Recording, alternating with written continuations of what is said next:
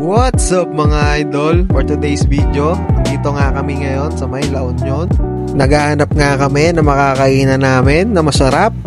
At dito nga kami napadpad sa isa sa mga sikat na restaurant dito sa may La Union, ang Kabsat Resto Bar. So bali pagpasok pa lang namin mga idol ay namangha na kami sa ganda ng view ng restaurant na to dahil malapit lang sila sa beach.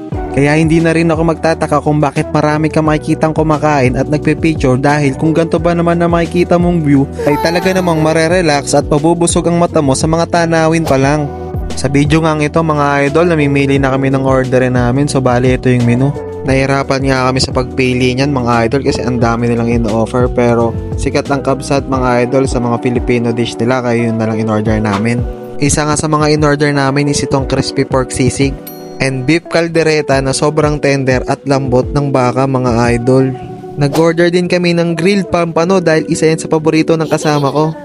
At syempre, para masarap ang kainan, dapat meron tayong sabaw. Kaya nag-order na rin kami dyan ng beef sinigang. Tapos, ano pa ba ang susunod?